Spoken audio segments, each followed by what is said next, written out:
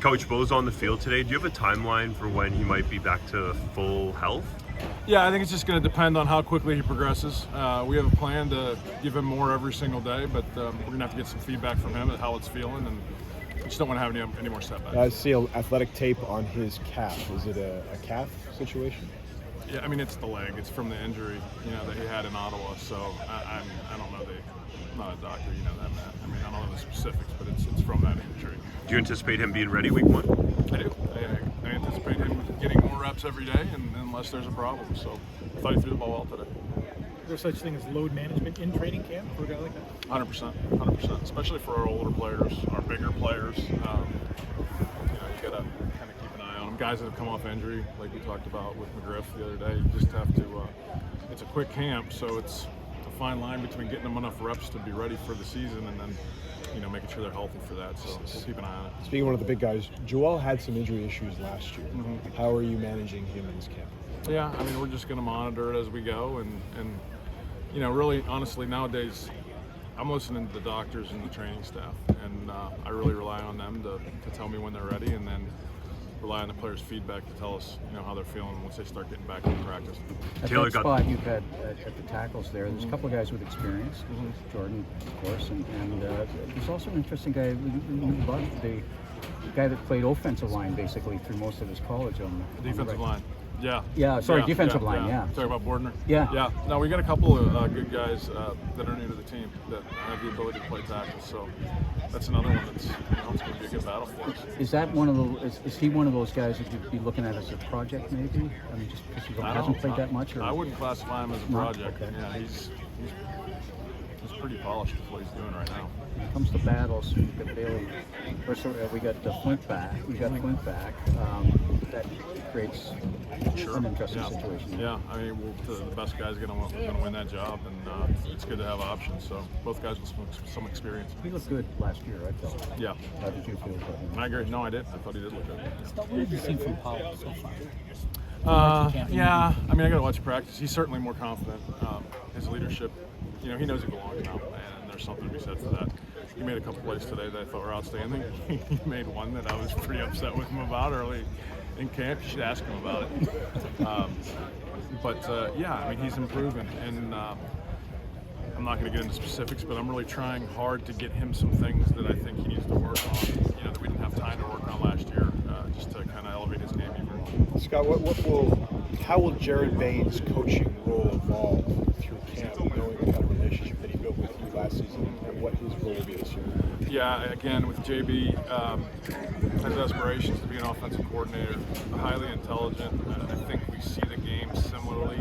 What he needs is exposure to the quarterback room, and he can only get that through reps. So, he and I work closely. I really wanted to free him up from doing some of the other tasks that he had to do last year to be able to help me game plan a little bit more. And, he's going to be somebody, he and Gibby are going to be the two I rely on the most, probably offensively. I'm not going to relate your situation in Montreal to his, because you were a pro quarterback coming in and you worked with Mark, and Mark, in that time, you were able to kind of build into your a coach yourself. But how do you take that experience and what you learned with Mark and apply it to JB, someone who has aspirations not unlike what you did? Yeah, I think there's some similarities. Any of us former players come into coaching thinking we have all the answers, and I was no exception. We've got a number of former players on the staff and some that are new coaches. So the thing that Mark really taught me was the process, the detail, just the things that you don't think about in terms of on-the-field coaching.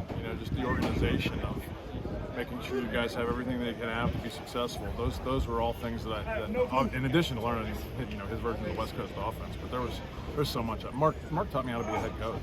I felt like I knew football. I felt like I knew quarterback play. But really, Mark is the reason I was able to become a head coach. Did JB call any plays last year or factor into the game planning? Well, I think the week I was out, he and Gibby worked pretty closely in the Saskatchewan game. Gibby had the hammer, I think, relative to calling the plays, but I think in the past game, JB had a lot of input there. What does it say for a guy like you with your background coaching and quarterbacks that you're open to giving a guy who played defense at university some say over the quarterback? Well, I mean, he's not getting a lot of say with the quarterback. Just don't get it twisted. But I am trying to get him exposure because I think he's a bright young mind, and I think he has the ability to potentially do it. he's got to get that exposure and learn the other side of it because he didn't play. That's what makes it hard. And but there's a lot. He's got a lot to give. He's got a lot to offer. He loves the game. He's high energy. He works his ass off every single day. And I've said it before. I think he's a rising star. I think he'll have an opportunity one day. With the extension for Powell, is he your quarterback of the future? Oh, I don't know. He's got to earn that every day. Certainly, I'm pleased with what he's done over the last 6-8 months. I have a lot of confidence in him. He still has to take leaps. I mean, he won some games. We were by no means dominant when he was playing, even when he was playing well. So we've all got to take the next step and get better. Is he on like Zach Laros, Trevor Harris kind of a track, or where is he in that development? I'm happy with him. I'm not going to put that kind of pressure on him. The other two, is that a pretty strong battle for 3-4 there? Yeah, I mean, I think it's too early to tell. I'm just getting a feel for these guys. But I like the way they throw. They're different quarterbacks. Frosty's maybe more of a pure prep, maybe more of a pure passer. Kevin's got some athletic ability and ability to create, get out in the field maybe more Zach-like. But yeah, I'm still really getting to know those guys. When the two leagues down south merged, that created maybe him coming up here. Yeah, I mean, I think it helped in a number of ways. I don't know if you'd see some of the tackle prospects that we have right now. I don't know if you'd see some of the receiver prospects and DB prospects that we do have in camp right now. So, yeah, I mean, we're happy to take them for sure.